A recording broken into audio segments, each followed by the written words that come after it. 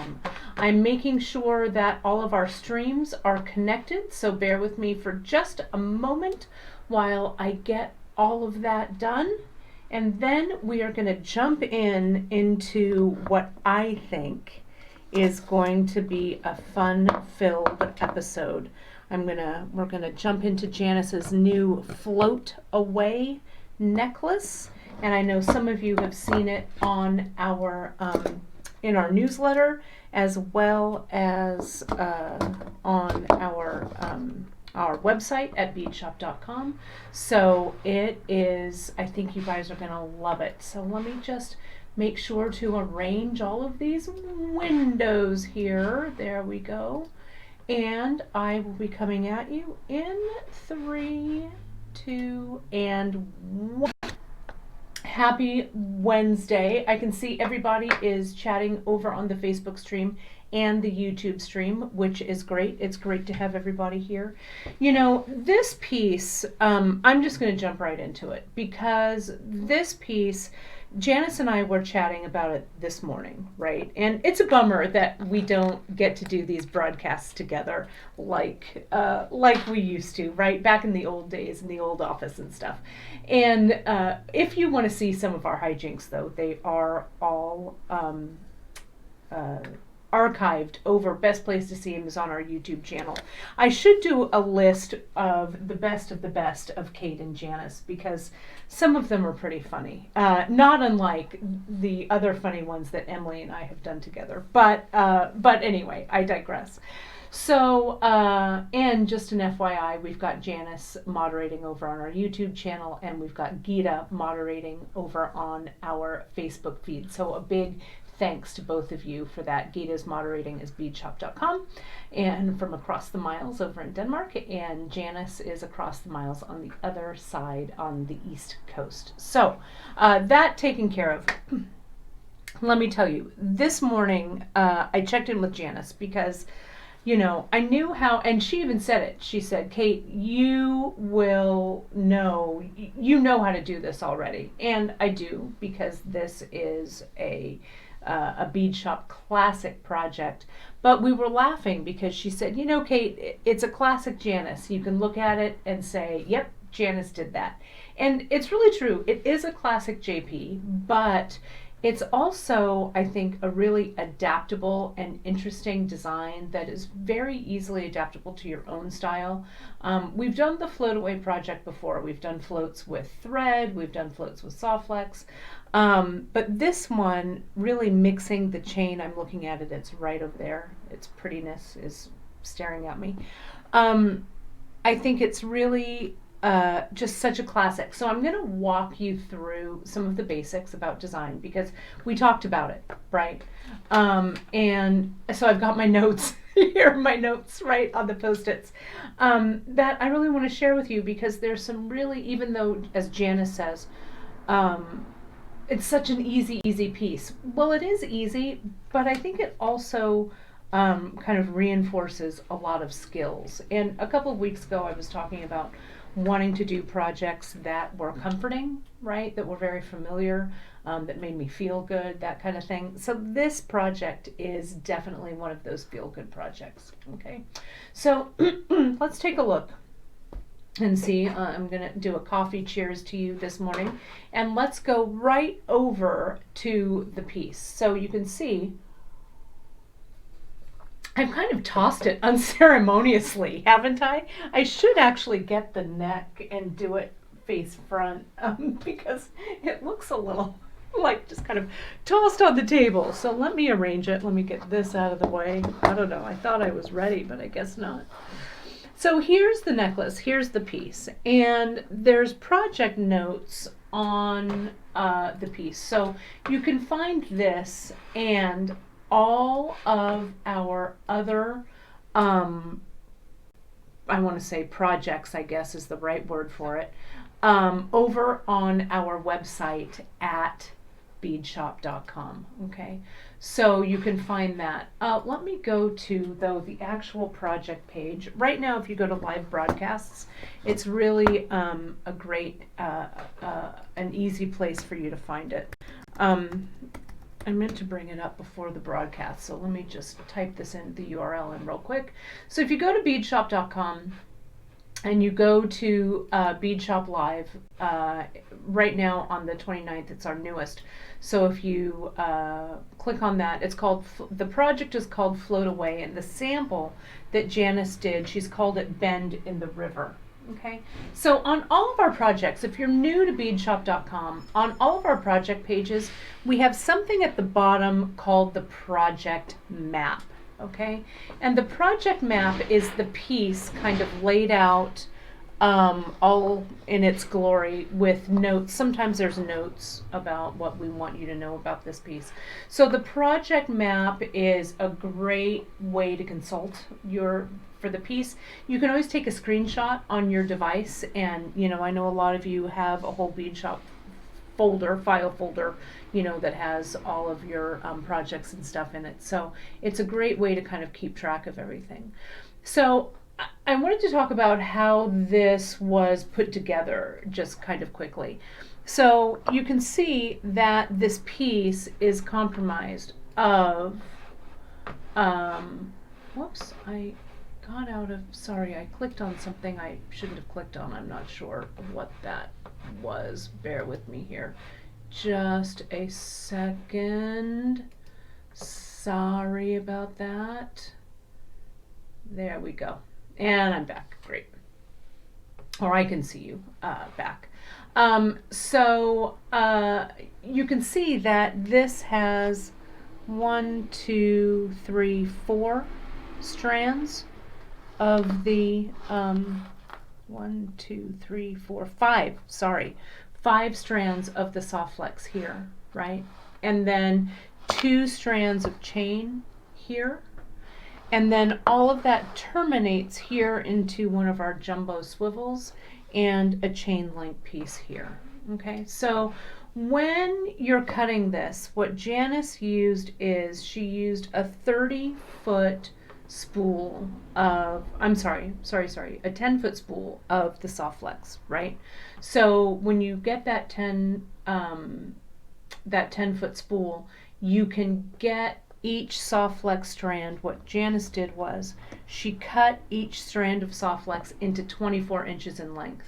Okay, so that length of the necklace, it can range from 16 inches to 20 inches, plus this added length of this closure, which we're going to go over as well. Okay, so those notes are over in the project map over on beadshop.com, but I just wanted to point those out to you. Okay, so let me get back here to that. There we go. And I'm going to bring this into the center because we're going to actually take a look at some of the things that it's made with. Now, if you were looking at our newsletter this week, yesterday and today, you saw that we have launched some new spindle beads, which is what Janice used. These two guys, she used the spindles in the, I have them right here, the indigo with bronze finish and the emerald with bronze finish. Okay, so they're both, I think, just gorgeous. And I'm going to measure these out for you just so that you have an idea of all these. Now, these that I'm pushing ceremoniously over to the side, those are some of our spindles that we already have in our collection, right? But we added this one, and this kind of minty colored one, which I just love as well. So spindles will vary just a little bit in size, but I'm gonna measure this one out for you. So this one, let's make sure that it's zeroed out, which it is. This spindle, and it'll have it in the description as well, but these are about 17 millimeters from hole to hole and about a little over 7 millimeters at the widest. Maybe if I scoot it up there, yeah, at the widest point, a little over 7 millimeters. Okay, so these are terrific for a lot of things, not only this great float project, but they'd also be great in earrings. You guys are super familiar with all of the spindles. And if you go to our Just In collection, our new arrivals there on beadshop.com, you'll see everything that's new. Okay. We also launched some what they're known as, they're called table cuts, rectangles in a table cut. A spindle is also a table cut, which means that the bead has been formed and then the coating is put on the outside and then it's cut so it's flat like a table, right? Does that make sense? So they're known as table cuts. These table cut rectangles, look at these with the Picasso on them, that red with the Picasso. These are also known in the old school version of these. They're known also as window cuts, okay? And Janice and I, we saw just a grouping of these that we really wanted to add to our product line here at beadshop.com. And Janice and I both are big fans of vintage beads, right? So these, the table cuts, this is kind of the tail end of these rectangles, okay? And so they're kind of going the way of the dodo, really. So we've got a really great color arrangement right now. I'm not sure how long they're going to last. We've ordered a bunch in, so we have a good amount for stock, but when we sell out of them, we're going to be able to restock some probably, but not all. Look at these olive ones. If there was ever a bead that says Janice Parsons on it, it is this olive rectangle table cut with the white chevron in the center. It's just gorgeous. Let me measure this from hole to hole for you so you can see it here. I'm going to re-zero this, bring this in, and it's 11.9 millimeters, just under 12 millimeters in length. Width, it's 8 millimeters, and these have a little bit of a heft to them. See, they have a little bit of a width, so it's about 3.5 millimeters in width. And they're really great. And, you know, I've been collecting glass beads for, I don't know, almost 30 years, right? So these are ones that really harken back, especially like these old vintage colors. Look at this one. Look at this color. And, you know, Janice, you're going to have to look and see what this color is, because I'm sorry, I didn't print out the whole list of the colors that we have, but this one is kind of like a ruby gold, what we would call in glass terms, right? When you look at this color, this kind of red fuchsia color, it's known in the glass bead making world as Rubino Oro, right? Ruby gold. And finding red glass beads or purple glass beads is very difficult now in the new glass, because in the old days it was made by fuming with gold, right? So they're very expensive, and a lot of the red beads and fuchsia beads and stuff that you see are typically a little more expensive. Like this one here, this rosewood bronze, these beautiful, also gorgeous. They go really beautifully with that. And these are the fuchsia ones. Thanks, Janice. I thought they were. But this Rubino Oro is such a vintage color, and I don't work a lot with pinks, right, in my wheelhouse. But ruby gold is just sends me over, right? So they're beautiful, right? So Rubino Oro, a very old school way of saying that fuchsia. We also have them in the rondelles. We got some new rondelles as well. And so this also has the fuchsia in it, the rondelle, right? I love the olive too. People are really getting votes for the olive. Olive. Yes, I love the olive ones too, totally. Let me measure the 5 millimeter. These are the 5 millimeter rondelles that we carry. But let me just measure them for you so you can see them, because we've added a whole bunch of those new ones. So hole to hole, they're about 3.3 millimeter, right? And this way, the long way at the widest point is just under, we call them 5 millimeter, but it's just under, though maybe it's not quite. Yeah, it's about a 4.8 millimeter-ish about, right? So, so they, all of these glass beads play in the sandbox together very, very well, right? Tammy is mentioning, she says she wants to make something with all the colors. Is that wrong? It is not wrong at all. I'll tell you, I don't think it is, right? I think it's awesome. So, no, I really, all of these new beads, I think, are good times, I think, right? So yeah, I think you'll have a fun time playing with them. So let's talk about how Janice played with them today, okay? Let's take a look. And these, before I move this over, these are some of the new colors of the 5mm rondelles that we're carrying also. So you can find them all in the new arrivals, and you can shop them all on beadshop.com. Okay, so let me move this out of the way. Goodbye, tray. I'm going to put that tray right by my handbag and just, what? Did I say that aloud? Just take that one home. Okay, so here's the necklace. Actually, I want the velvet pad back, actually, because I think it's a better background for you guys to look at. But I have to get these table cuts off of there, so sorry. There's a request from Gita, the turquoise table cuts. Yeah, you bet. I've got them here. Right? There's the turquoise. Look at it. It's just, yeah, it's gorge. Gorge, gorge, gorge. I love it. Right? Gorgeous. And it's a pretty, these pressed glass beads, and someday, I have a collection. I do a talk on the history of beads, and I said I was going to do this before, but I really should do it.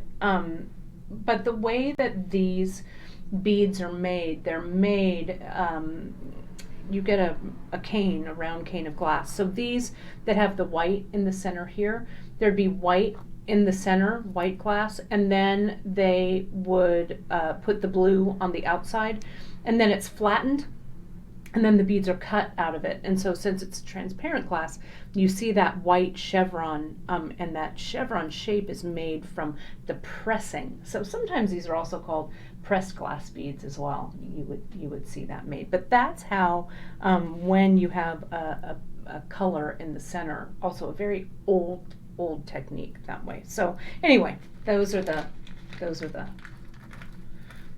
turquoise ones for you, right? For you, Gita, especially for you.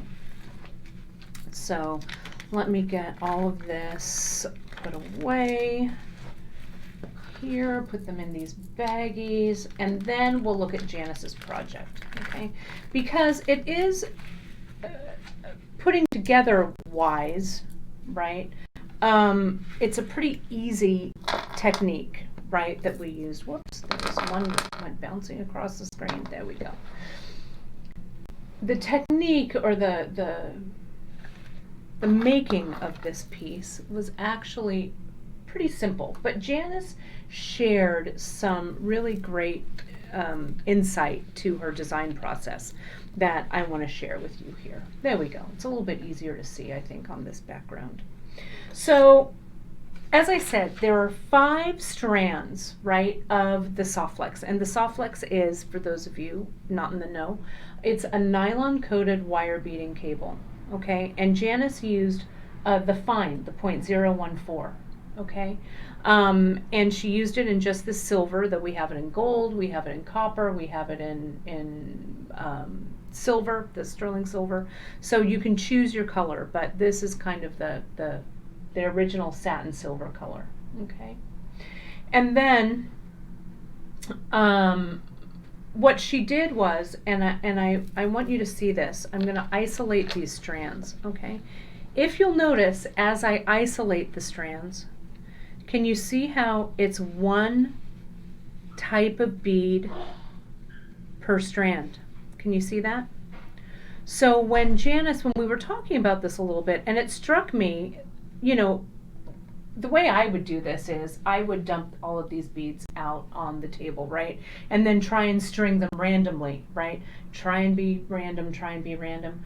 What Janice did was she just did one strand or one style per strand, and then let the random happen when they all fell together like this. right? And what she did was, what she told me when she was doing this was, she was looking at, mixing everything on the different strands. And then she thought, the balance comes in this piece. It is a great example of symmetrical and asymmetrical balance, because just using the single bead here, evenly spaced, right? And it was very easy to string and easy to space them. So see how they kind of fall in between each other and start to take up the space as I kind of push them together a little bit here, right? See how they all kind of nestle in together. But this, the single strands like this help to bring balance and cohesion to the design of the piece. So you don't have to I think this is a great exercise in don't overthink it, right? And so what Janice did was, she also then went to the color wheel. And those of you who watched my episode with our dear friend Cynthia Thornton, Green Girl, when Cynthia, that's when we had first launched the spindles, I think. Cynthia came and she drew this little color wheel. If you kind of go for a color that's kind of next to each other on the color wheel, you're also bringing like really fast balance and quick balance to your piece, right? So if I were choosing spindles, I could choose like this red and purple, because that's the kind of the red and purple there on, if I were looking at the color wheel, right? The red, the purple, then I would go to the orange. Maybe this fuchsia might be somewhere in there, right? And then from the orange, we'd go to the yellow, right? And then from the yellow, we'd go to the greens, the greens, the greens, and the green blues, right? I'm going to throw this green kind of in there. And then we go to like this blue, and then I'm going to throw, I think maybe this Colorado one there, and we'll have the black one kind of hold off. So if you do this yourself with your beads, as you're paletting your collection and you're ready to kind of come in and start pulling your beads, right? Make a color wheel like this. And so if I were going to make my own version of this Bend in the River piece, right? I would look and I would say, okay, that looks great. I love those pinks and purples. I love kind of, I'm going to move this one out. You could also go for these guys or that there, or look at that yellow and green look great, this blue and purple. So you can kind of, use that kind of idea with the color wheel and using the colors that fall next to each other. And so it's a really great way to kind of find symmetry and balance pretty quickly. Okay, so you sit over here, spindles. Okay, so let me get the piece back in. So there was also a question about the spacing of the spindles. Okay, and Janice, correct me if I'm wrong, but let's take a look at, I'm going to get a little bit tighter in here. Okay, so you can see this. So we're going to go over this closure too. I'm actually going to make the closure for you so you can see it, because that's the part that can be a little bit of a challenge. But you can see that visually they look pretty even, but if I went in and started to, what do I want to say, started to like measure each little open section, they wouldn't be exact, right? I know how Janice creates, and she would have eyeballed these just like I would have, okay? So you can see there is about maybe an inch and a quarter, I'm gonna say, between these guys. These here, maybe about an inch, maybe. Again, with the bigger spindles, about an inch and a quarter. So, so just decide what they, so you have some air, as Janice likes to say, gives it a little bit of air. And then when you start, you kind of, I'm going to show you here at the beginning here, she kind of staggered the starting point of all of these beads. Okay? and then took her measurement from there. So can you see how that's staggered? So don't sweat this part too much, okay? Just kind of come in, and you can start in the center too. Like you can lay your beads out. This is what I do a lot for a necklace like this. I would start in the center of one of these. I'd cut all 5 of my strands, and I'd start in the center, and I would just kind of go out until, whoops, that was off screen. Then I'd just go out from the center bead, right? And then I'd kind of do that with the 2nd strand, 3rd strand, 4th strand, etc. So you could start also, you could make a little guide for yourself. You could use a little post-it note. We do this a lot when we make floats, right? So I'd have my little post-it, and I would make a little, I'd get my tape measure, and I'd say that this one is the 1.25 inches, and then I could make one that's 1 inch, right, like that. And then as I went along, I could just lay my crimp tube on. I'd crimp it, then I'd put the other one in position and crimp it. Okay, so that's it. So, you know, and this is a great one also for stash diving too, right? I mean, I know if you're watching this, I bet you have some beads at home. So it's a great way, especially if you're a newish stringer, to kind of introduce yourself into a multiple strand piece, right? And just know that you're going to just string one type on each strand. Then JP also used some of her favorite chain. This is the long view. I like how she used a bulky and a slim. This is one we call long view. This is one we call 2 lanterns. And she used the antique silver, which is great. And she also used, and you guys have seen this double roller here at the end in lieu of a bead cap. Okay, you could do the same thing with the bead cap, but these double rollers, I think, really are in the spirit of the piece, right? Maybe terminating it in a piece of metal might not make it look as organically creative or organic in its evolution, right? So the roller beads, we have some new ones. These are our check rollers, and you saw me, I think I've shown these to you guys before, but we've got some new colors. We've got this thistle, and I can't remember the other color, but I'll throw that there, those guys. And then this one, it's that blue green. I should go right to the website, and I should go to new arrivals. I should take my own advice, and they should be right there. These are I will tell you, because they are some of my faves. It's the blue etched gold roller. This one. And this one here is thistle etched gold wash roller. Okay. But this blue etched, I'm going to cut it open here. I just can't get enough of these, and I wanted to show you guys, because when you get them, right, we sell them by the roller. So what you're going to get is going to be a variety of kind of beads a little bit. The color is going to change, and also since they're etched like this with the gold, some are going to have more gold and be a little thinner. Can you see that? And some are going to be a little bit juicier, fatter, bigger. Okay, so I love these a lot. And so the whole size, and these are nice and large, so you can get these multiple strands inside here, and I'm going to show you. I'm going to show you how that's done. Okay, but when you get rollers, I would get them by like the 10 piece, so you have a variety, especially the ones that have kind of different colors to them.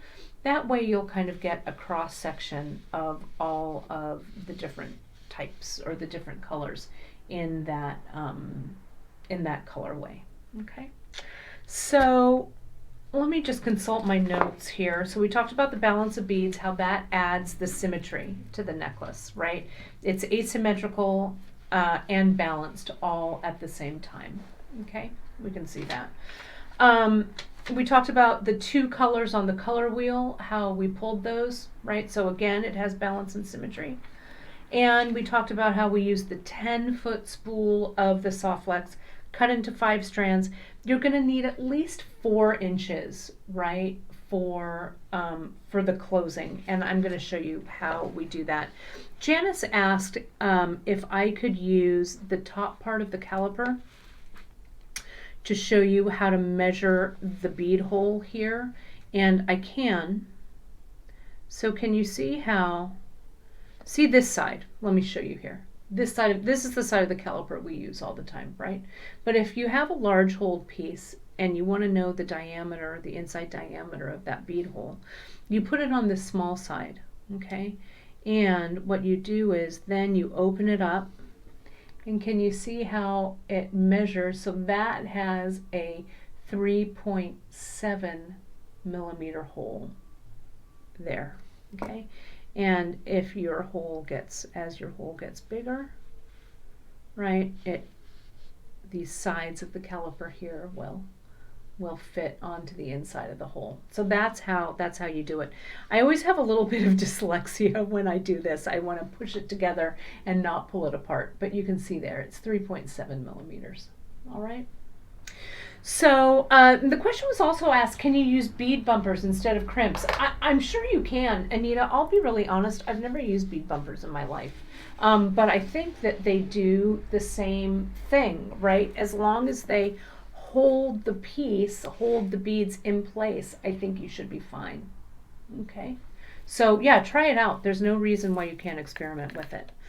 So let me cut, I've got some soft flex here, and I'm just going to do one of the sections for you here. I'm going to do the section that has the large jumbo swivel here, because if you're not into making a necklace, you could also make this into a tassel. So if I put this on its side, right, and I hang it this way, and you don't see the rest of the necklace down there, look how all of a sudden you have like a really luscious tassel like this, okay?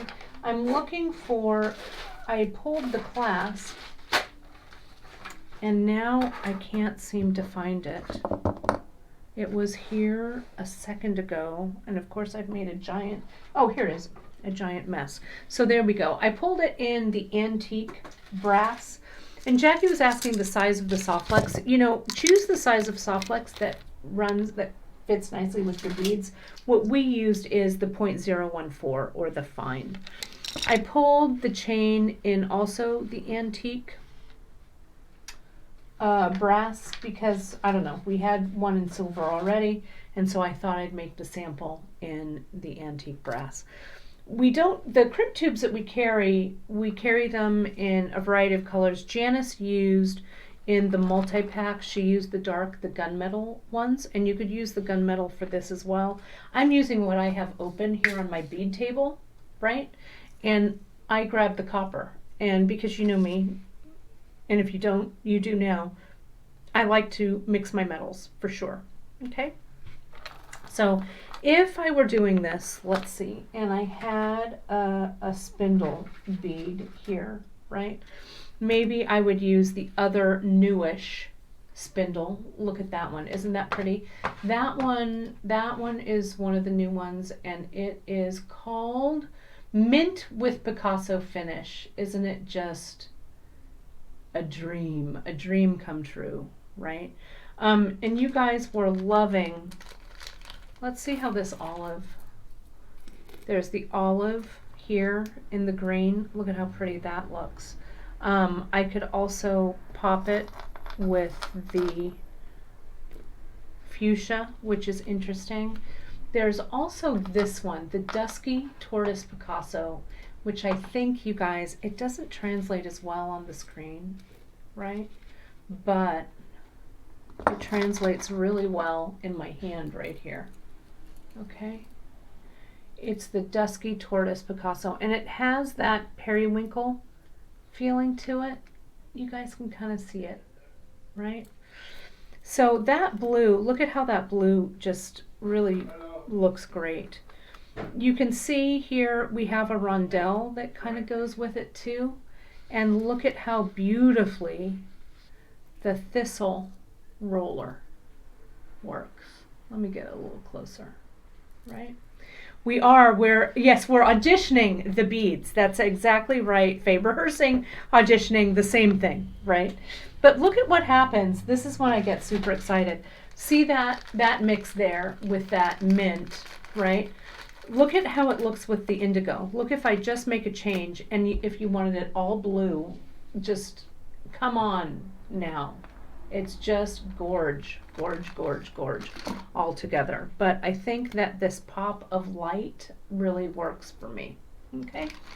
So the way that you would go, oh shoot, I forgot to get, hey Chris, you know what, I don't need it. I'm just gonna cut them. Never mind. I'm going to move Janice's to the side here for just a second. I'm going to move this over. Let's move everything. So the way that you would start this, right, is you would cut your long 5 strands, okay? Yeah, the fuchsia rectangles are right here. Do you want to see those? Cindy, how those might look? Let me look at that fuchsia. Yeah, gorgeous. Right? And that really adds a beautiful pop of color. Maybe it's gorgeous. I love it.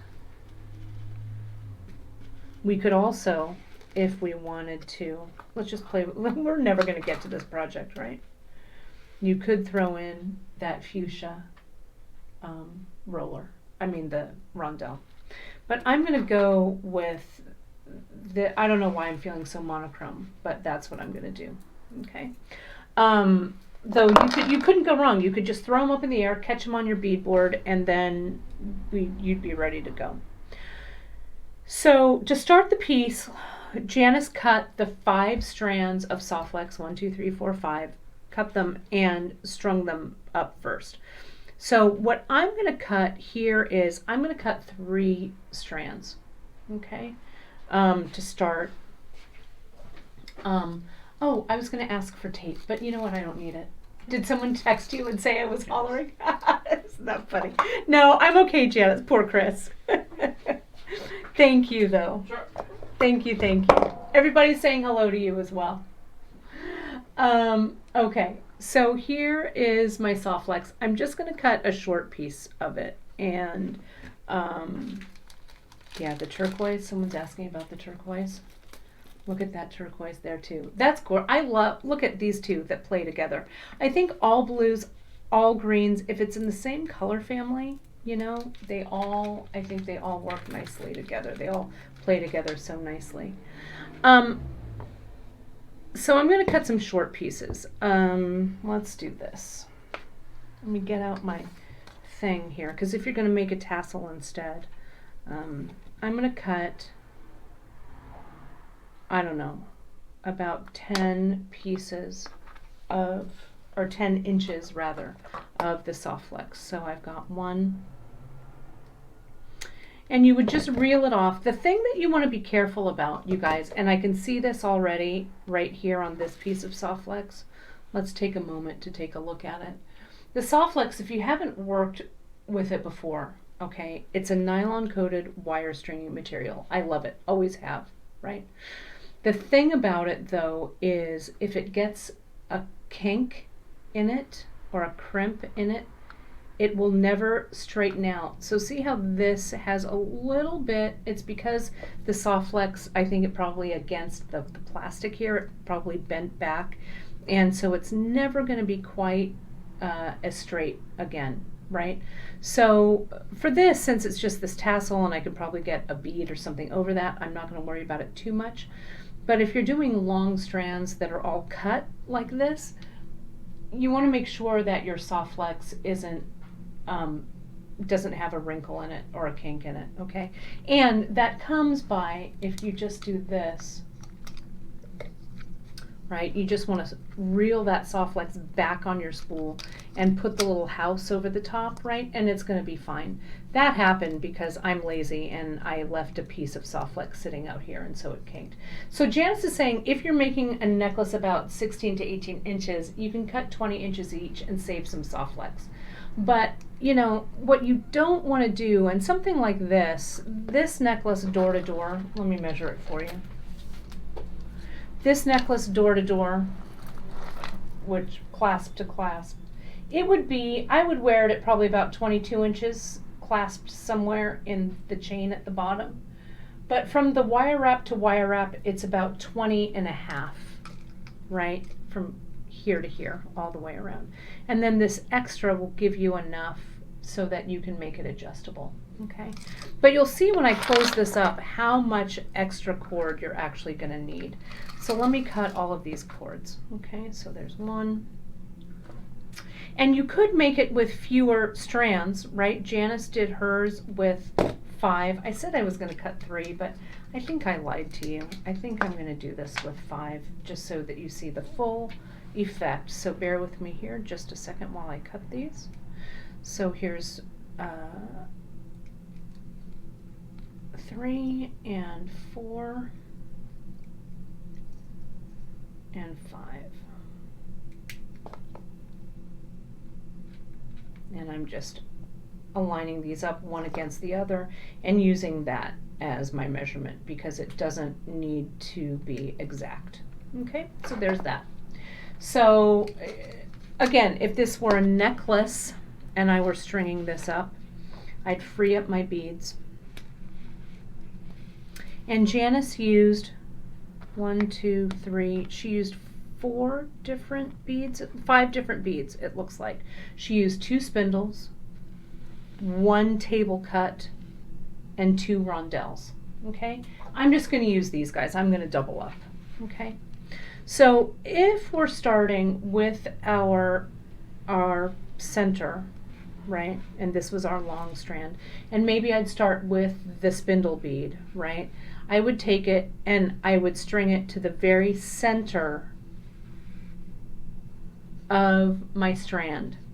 And I wouldn't measure, I wouldn't do anything. I would say, you know what I'm gonna do? I'm just gonna come in and I'm gonna crimp this down, okay? So let's do that. We have a skill builder on crimping. Let me get a little tighter though so you can see me do this, okay? There we go.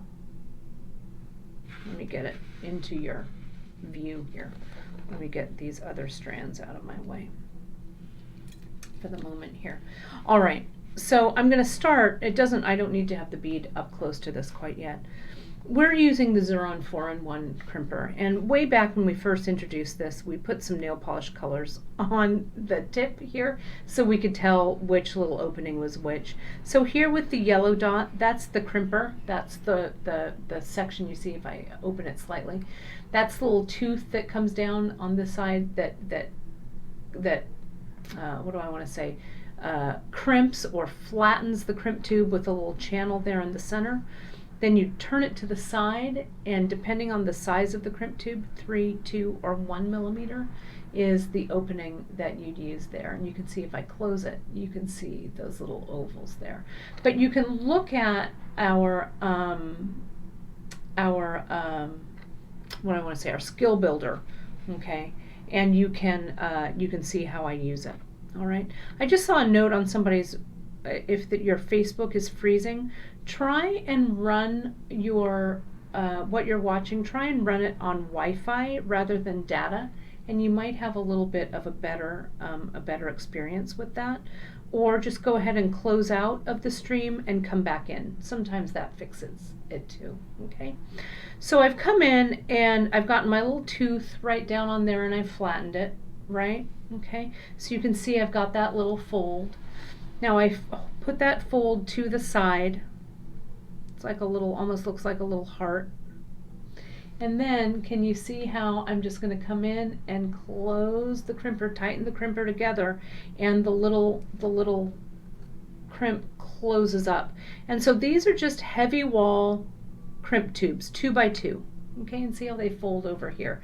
There's a lot of different crimps. There's like the magic crimps and all of these different things, right? I'm old school. I like a simple 2 by 2 heavy walled crimp tube.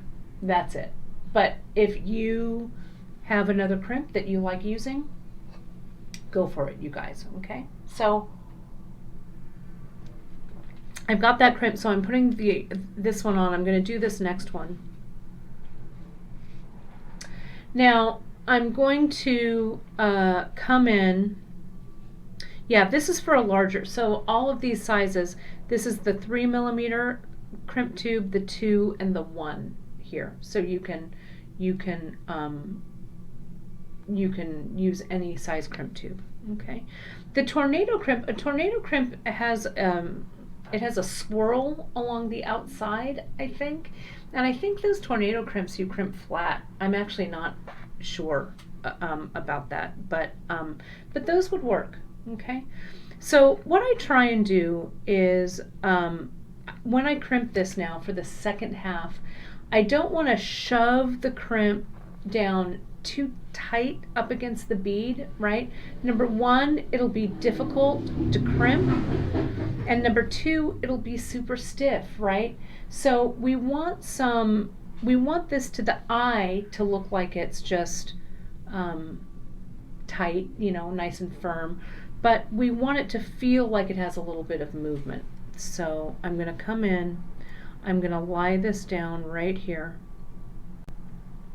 and I'm just going to come in and and I can feel that I'm not directly like right up to the bead hole.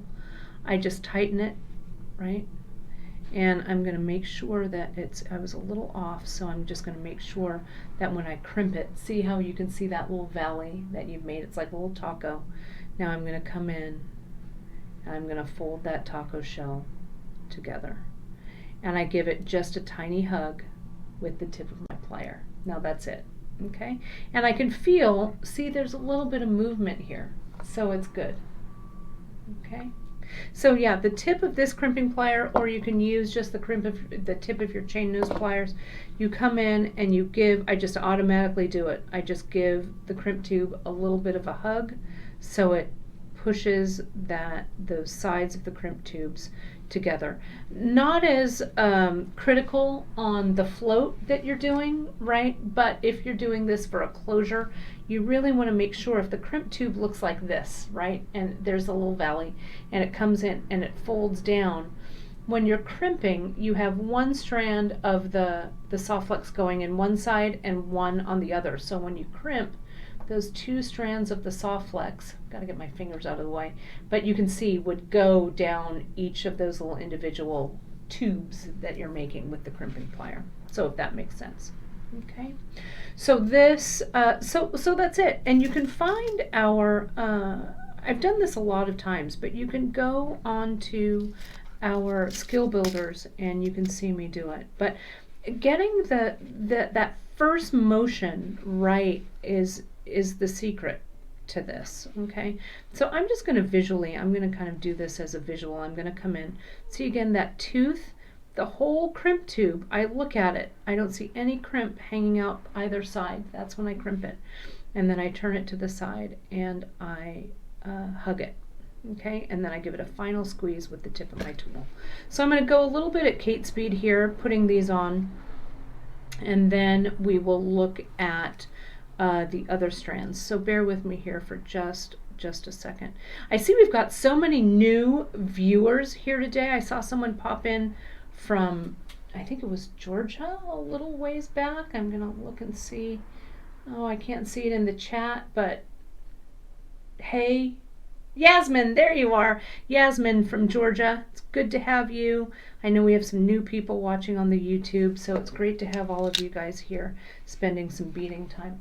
Here's where that little kind of bend in my soft flex was. All right, so I'm going to hide that bend under a spindle. It's not a bend, so it's enough to cause a weak spot in the soft flex. It's just a little bit of a,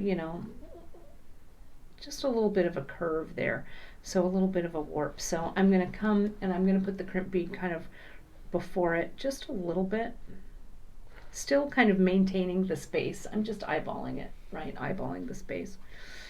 And I'm going to close it up hug it, and then when I put my spindle bead on there, see, it straightens everything out, so it's good. Margaret's asking, she went to buy a crimp tool, but is asking what size. Yeah, so crimp tools also come, we used to carry those. You may find a crimping plier that comes in a micro crimping plier, which probably has this 1 millimeter opening in it. The standard crimping plier probably is a 2 millimeter here, and then sometimes you see the jumbo or the maxi crimp, that's the 3 millimeter. So you just want around a 2 millimeter opening in that crimping plier, and usually it's the standard one, right? But it's the ones that have the blue handles come in the micro, the jumbo, I think, and just in the regular standard.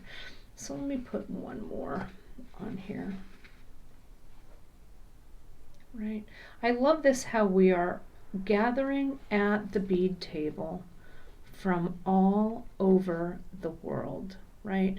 The world, when we sit together and we bead, I feel like it makes the world a smaller, friendlier, happier place, right? And goodness knows we can use a little bit of that happy space right about now, right, kids?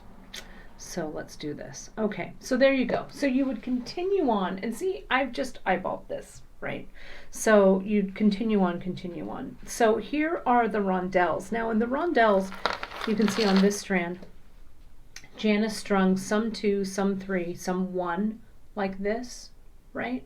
So just do you on this one. So there were 2 of spindles. So let me do the rondelles here now.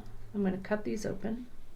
And the rondelles, I think, come 25, 2, 4, 6, 8, 10, 12, 14, 16, 18, 20, 26, 28, 30. They come 30 beads to a strand. Okay, so if you know that you are making multiple strands of these, I would move 16, 2, 4, 6, 8, 10, 12, 14, 16. You could move 16 to one side and then 16 to the other if you wanted to just split them up that way, right?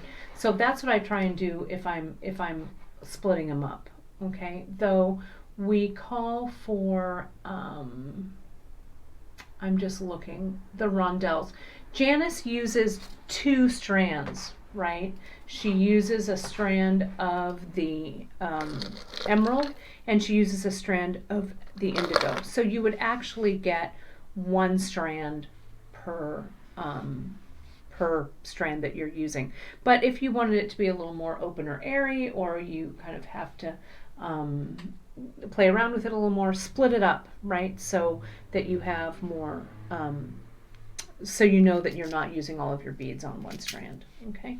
So let's go ahead, let's do the center one of these. And so I'd lay this down, and maybe I would say, okay, you know what? See how that's just landing right in the middle there? So I'm going to pick it up.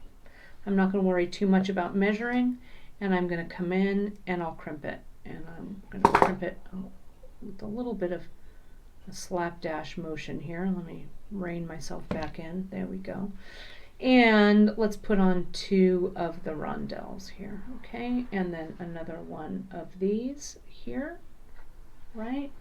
Yeah, the 0.014 soft flex that I'm using, whoops, that's the cutter. Let me pick up the crimping plier.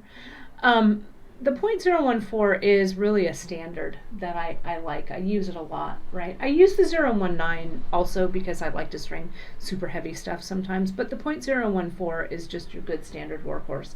I wanted to show you how I held this too. See how I've got the crimp tube in my crimping plier, and I'm going to slide it up next to this unit I'm going to crimp, but I'm not like pushing on it like this, right? I'm just laying it there. I can barely feel it touch, and that's when I crimp, okay? Like that, all in one motion.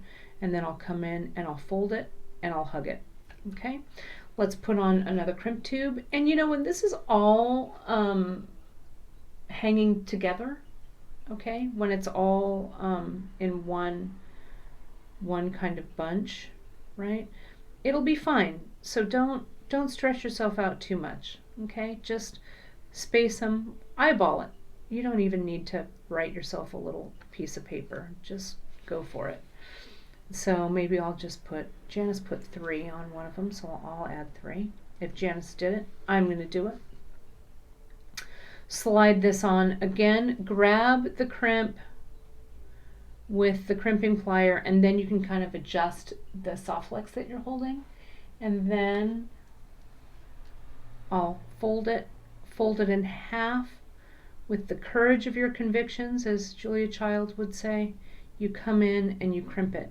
Now, one of the things when I was teaching a basic stringing class, right, and I would teach crimping in that basics class a lot, right, I would tell people we would practice with our crimps before we ever tried it on a piece or on a necklace, right? We'd get a short little piece of soft flex, a scrap piece, and I would have the class just jump in and crimp 5 crimp tubes, one after the other, right? Crimp and crimp and crimp, okay? And so by the time you get to the 5th crimp tube that you put on, right, you're doing it with a lot of ease.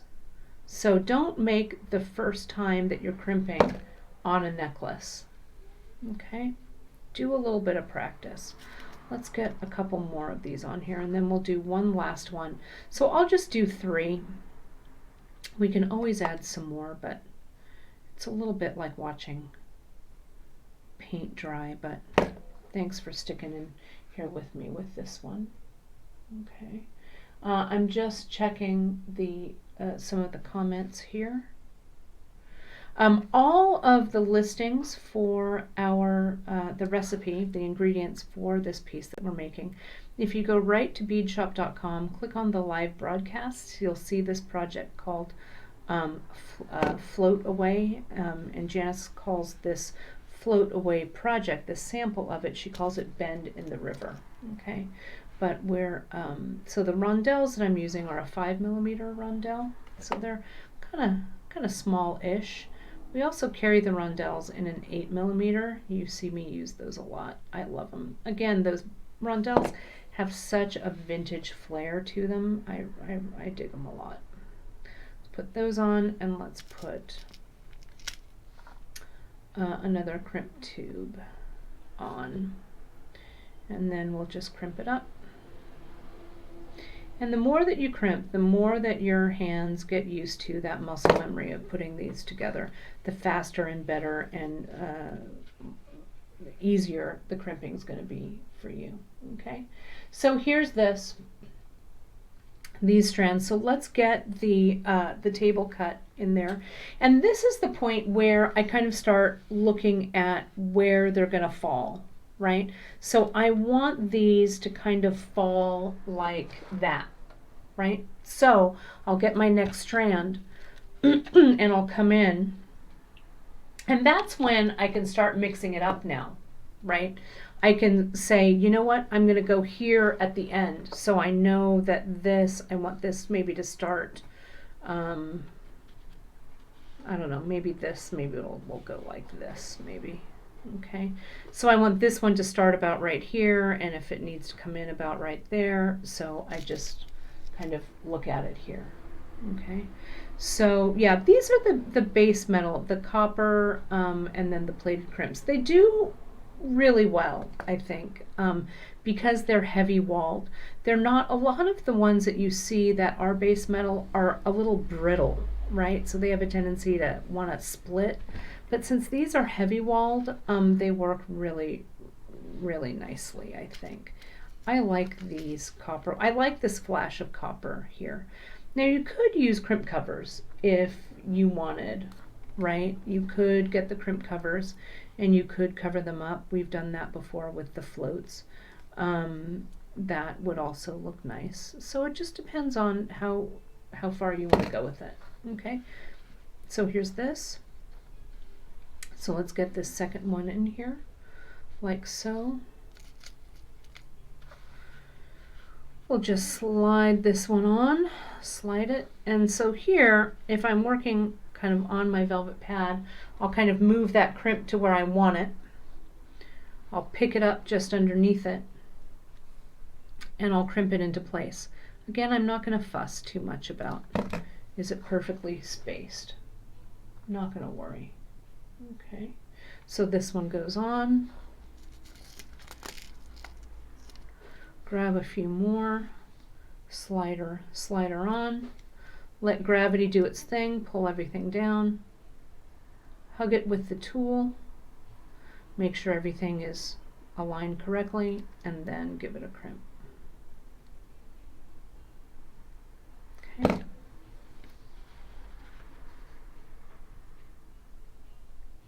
Now, if you were doing this, let's say for travel, right? And you wanted to pre-string things, this is something that I've also done. Let me show you this little trick. Let me make sure that I'm not doing this wrong.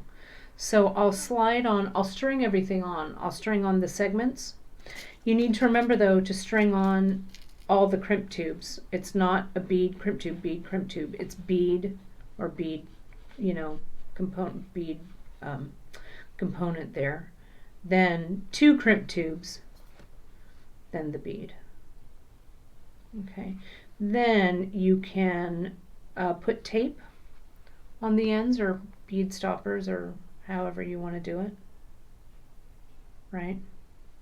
So it's like, see, I just did one. I do that all the time when I'm trying to do this. Let's get the 2 in there. There we go.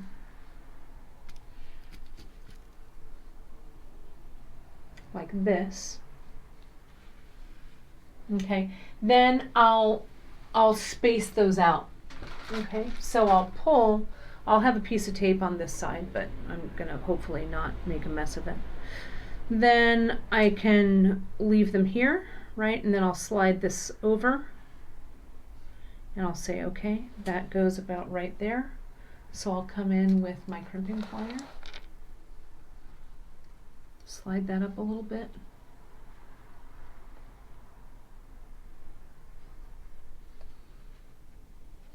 Crimp it, and you can come back in. I'm not going to fold them. I'm just going to crimp everything right now. Get this crimp tube. I'm trying to do it so you can see it so it's flat, but I'm going to have to hold it in my hand. Just do the first segment of crimping, right? Then I'm going to move it here. I'll move this one right here. And then this guy.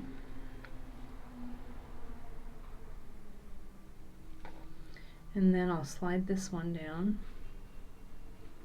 maybe to there. Then I can come in, so now everything has that first crimp, right? And I can now come in and fold, and nothing's going to move on me.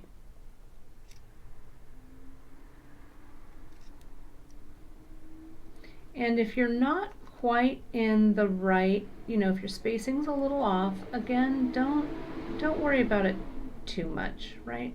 Because when these all hang together, they're going to look pretty good, I think. So don't sweat it. Let me make sure it's in the right one.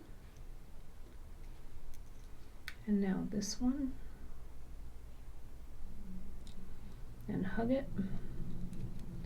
And this one.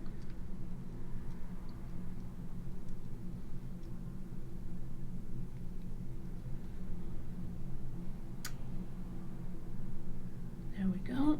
And this final one. So that's kind of a way that you can speed up a little bit if you want. So there's that. Okay. So now that we've got these, and let's say like what Janice did was she took all of her strands. She did 5, right? But I'm just going to do 3. But the 5 will work as well. So I'm going to lay these out. So now, let me draw out what's going to be happening under the crimp tube, okay? So you can see this. Let me get my faithful Post-its. Get these crimp tubes out of the way because you know what's going to happen. They're going to end up on the floor. So here are all my strands. Here's my crimp tube right here. Okay, right here. Okay. It's coming in, it's going through the bottom. Okay. All of my strands of however many, that's to denote underneath, right? But however many I've strung, they're all going to go in the crimp tube side by side, okay? Then what you're going to do is you're going to flat crimp this sucker, okay? And then we're going to set it aside. So just, we're going to do this part and then I'm going to show you what happens next, okay? Cindy is saying, and I agree, Cindy Brooke, when it comes to beading, you don't have to rush. That is for sure. Sometimes I feel like I have to rush a little bit because here on the on the broadcast, we want to make sure that it's not too dull for you. Now we could get 5 in here. See, I've got 3 and how they're flat. I could get 2 more in there, okay? But if I were doing a second round, I would, and maybe I'll just crimp these together. I can always add the beads on later. I would do these probably in 2 bundles, maybe. And I think, Janice, did you do these in 2 or just 1? I'm not sure. But see here, what I like, let me get a little tighter so you guys can see this. In order for this to really work, it's nice to have them super flat like this. So I'm going to come in with my chain nose, my flat chain nose, and I'm going to crimp them flat like that. Okay, old school, right? So here are my other strands. Let me just put like 1 bead on here, so on each one, so you get a visual, because I want you to see the 5, right?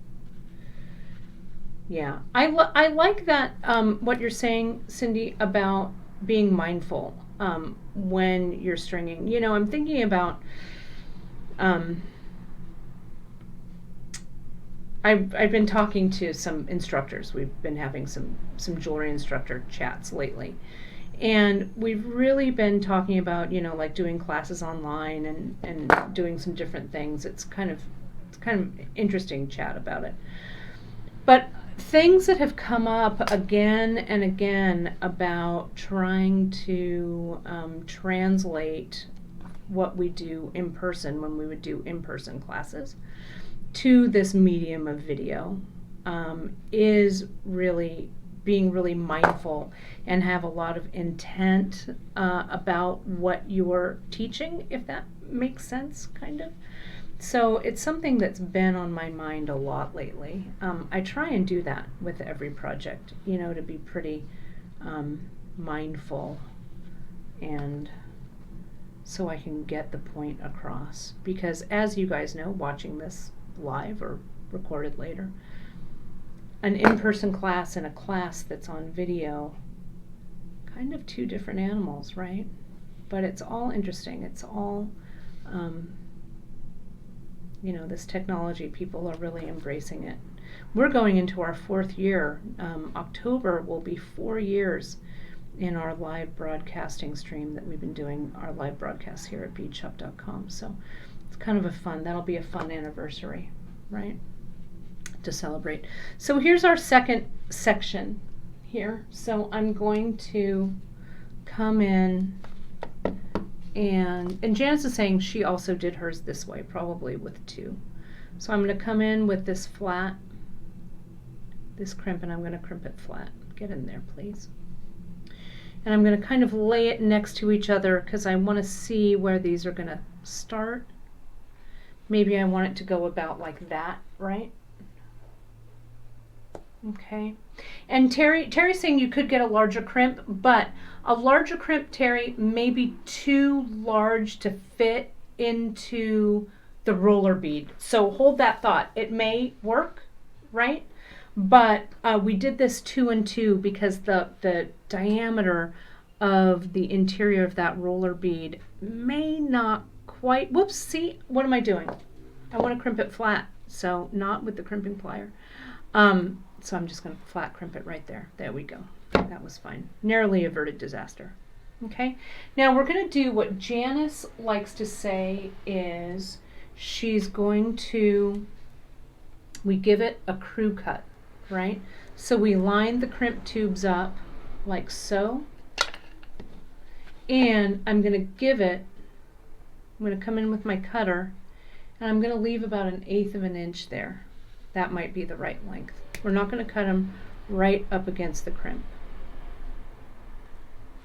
Okay, and then just for fun, right? I'm just going to give it one more little hug. The metal on metal, the crimp tube really smashed up against the soft flex. This is it's not gonna go anywhere. And try it. Hold that crimp, right? And pull and make sure that it's tight in there. All right, because this is the way you can fix it here. You can't fix it after you throw it into, after you end it with these rollers. Okay, so let's get our chain. We've got a length of the antique brass lanterns, and I had a piece of the, here we go, this long view. Let me clean this up just a little bit, so, and let me pull the camera out just a little bit here, right? And so yeah, we checked. Janice is asking if they're checked, if they're all secure. They are. So remember, do that little tug, hold them to make sure that they're all tight in here. Because again, you can fix them here. You can slide another crimp tube on and recrimp it if you have to, if they come out. But you can't after you wire wrap this. Okay, so let's clear this up. Go over there, little rondelles and spindles, all you all. Okay, so now comes the wire part of this gig. Okay, the wire and chain. So the chain, whatever chain you use, right, you want to use a tapered end. So see how I'm using that little small portion of the chain there? That's where I'm going to put my wire through. Then I'm going to put these guys in. And then with this long view, I'm also going to use the tapered or small section of that chain there. Okay, so I'm going to use a wire here. You can use the vintage bronze wire, goes with that. Janice used the titanium to go on her with her beads that she chose. I also have sitting here the antique copper. This would look great. So it just depends on what you want to do. I'm going to use the vintage bronze here. And I'm going to cut a length, I don't know, I'll tell you. This is going to be a little too long, but that's what I'm going to cut. I'm going to cut 10 inches so you can really see this. Okay, so there's my wire. Let me get a little wider here. Okay, so now we're going to string here through the chain. On the one that has 3, I'm going to put 1 leg of the soft flex on one side, 2 on the other. Same for this one. I'm just going to split it down the middle, and I'm going to go through that last chain length there. Okay. Now I'm going to pull all this down, pull all this together, kind of make a little U shape with my hands, pinch it all together, and it doesn't have to be pretty, it just has to be stable. So see, where I'm going to start this wire wrap, I'm going to start wire wrapping all of this together. I'm going to have that wire wrap come around about where the crimp tube is sitting there. I just saw my friend Christine pop on. I've said before, when Chris comes to visit, when this cruel pandemic is over, she was my business partner in Beadissimo. We had our bead store in San Francisco. We're going to do a fan favorite, I think. That'll be really fun. She's a great beader, Christine is. An excellent earring maker. There we go. Whoops, sorry. Did I do that all out of range? Oh my goodness. I hope you guys saw that. I just brought it around. I'll wire wrap it a couple of more times. I was too excited thinking about beading with other people, right? There we go. So that's it, right? You just bring it around and see how this looks. All right. Janice said she brought both of the wires through the rollers, which you could do. So see, I've got this here, right? You could do that. Let me do it. Let me show you this because it might be a little bit easier. I'm going to clip this away. I'll clip this away. And it might even be easier for you to do it this way. I'm such a wire wrap junkie that I would just wire wrap it, right? But you just go through here and here and here, right? And see here, Janice just brought the whole length through both of the rollers. So she had the two strands. Let me make it even. She had the two strands coming up. This, I think, JP, might even be a better way, though I'm mangling the wire a little bit. Because then this will also allow you to get your, if you're not a super tight wire wrapper or don't have a lot of control over what you're doing, that roller bead, right, here we go. When I put the roller bead down, and let me see. I want to make sure I do it like JP did. When I pull the roller bead down, see how all of that business goes right inside the roller. See that? So the wire wrap, I don't know. I think you could do it both ways. All right. So see, there's one, and so now we need to stack another one. So it covers it completely. Okay. Now, Janice, let me ask you this. When you came through, it looks like both strands went through the rondelle, did it? Or didn't it? I don't think it did. So, at least it doesn't here with the 24. Let me try another one just for fun. There we go. This one worked. See that? So if whatever bead you're putting on the end doesn't go through the two strands, don't go through the roller, wire wrap it off under the roller and just use a single strand. Does that make sense? Okay. So see how this is here. You've created your own little cone. Right? So I'm going to come in. Let me get my clasp ready. I'm just going to treat these two pieces of wire as if they were one. Okay, so I bent them both to have a little neck here. I go up and over the top of this plier, and I'm not twisting the wires here, they're laying side by side. Okay. And then see how it's still a little loosey-goosey like this, a little bit? It's going to tighten up as I wrap. Okay? So what haven't I done though? Here, I haven't added the clasp. You can add it with the jump ring if you want, but if you want this to be kind of an all-inclusive deal, you got to put it on there. Okay? Now, I'm going to hold this with my bent chain.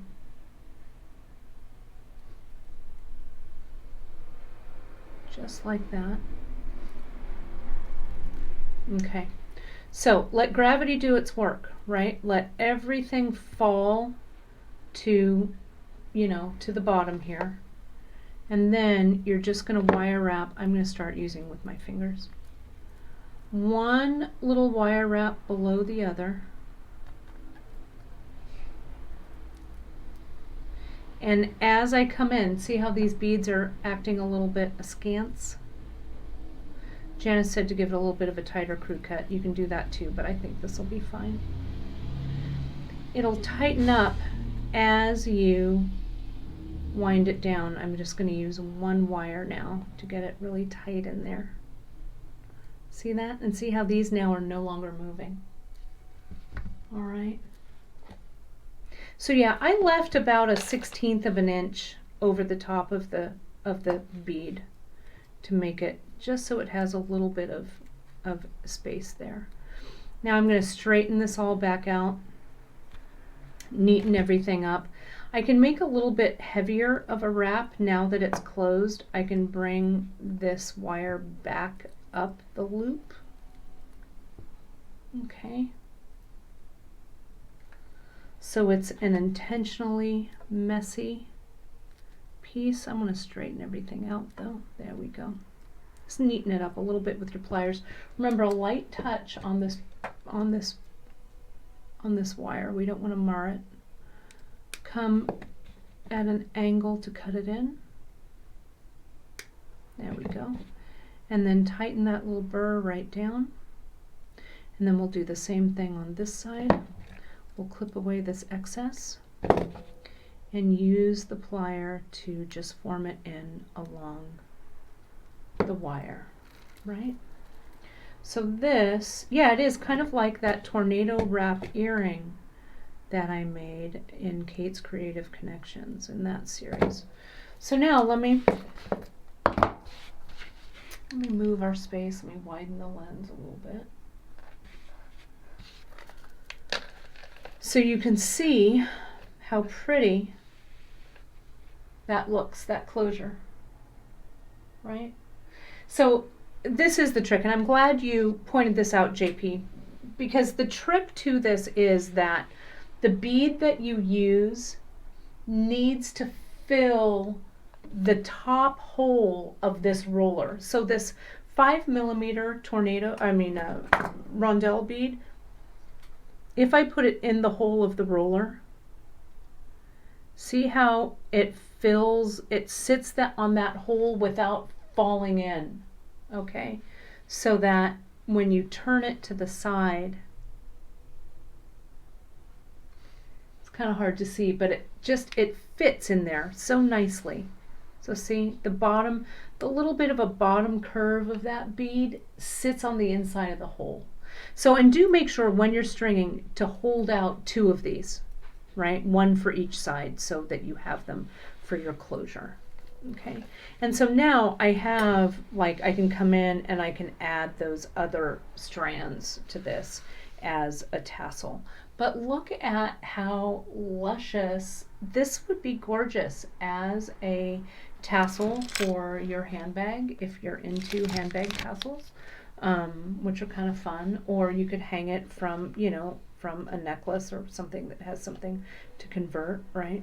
You could even add some drops to the bottom of this. So what Janice did was she used 3 briolets at the bottom of her chain. Now you can come in with these, and if you wanted this to be a tassel, you could add a briolet to each of the bottom of these. You could incorporate that 3rd feel good chain into this, so it has 3 chains instead of 2. But I really love how, gosh, this just feels so good. You could do this, I don't know, this could even be a bracelet if you wanted. You could wrap it a couple of times, right? I think it would be good. So yeah, this would look great on the end of a lariat and stuff too, yeah. And I did want to mention, that's why, again, since this rondelle is rounded, if you use a hishi or something flat that just sits on the top, it won't work. You've got to have a bead that dips slightly into the hole so it's stable. Okay, so this briolettes that are here, the way that this closes, and this portion is meant to be worn in the front, right? Another Janice classic move. This jumbo crimp, or this jumbo lobster claw, just comes in anywhere along this chain, so you can make it adjustable. So this closure, if you make your piece anywhere between 16 and 18 inches, 20 inches even, the closure on this is going to add up to 4 inches maybe? I don't know, let me see. From here to here, it's about 4 inches, okay? So it can go longer or shorter, just depending, all right? However you want to work it. But I think it looks pretty in all finishes, in all colors, right? This Picasso coating on the edges of these mint ones go really beautifully, I think, with the brass of those guys. So that really, you guys, brings us to the end of this segment. I hope that you had fun with this project today. I know I did. It was such a great project that Janice shared with us. For all of, as I've been saying earlier, for all of the info on this project, it's our Float Away project, and the sample that Janice made is called Bend in the River.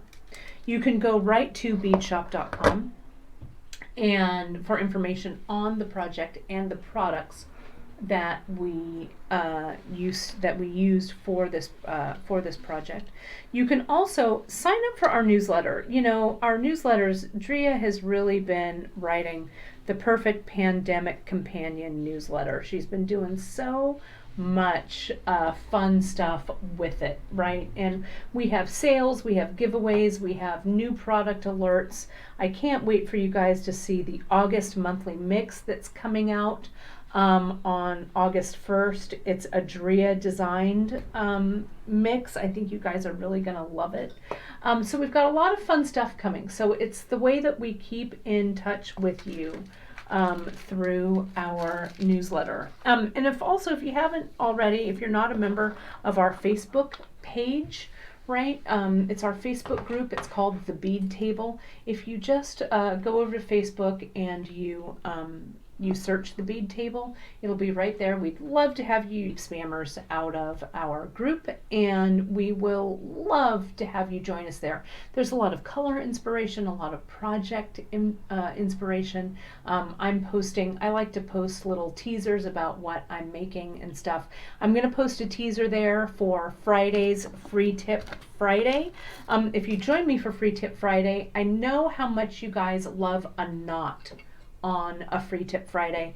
I have an all new knot that it's like nothing we've ever done before. I think you're going to really, really love it. So you can find us live here every Wednesday and Friday at 10:30 a.m. Pacific time on our YouTube channel and our business Facebook page feed.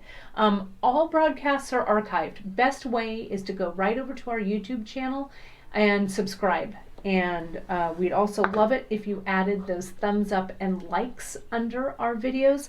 It just helps other people who are bead lovers find our broadcasts, and it's always appreciated, because without you guys and your support, this small business would not be surviving. So we really, really appreciate your support and your patronage. Every order that comes in, we clap our hands in delight, and I am not being facetious. That is a true statement. We really, really thank you for all of that. So until Friday, kids, thank you, Janice, for this wonderful project. It's like having you here with me. I hope I did it justice for you. But until Friday, gang, I will see you on Friday at 10:30 a.m. Pacific for Free Tip Friday and a brand new knot. Take care, wash those hands, wear those masks, social distance, and we'll get through this. Thanks, everybody. See you on Friday.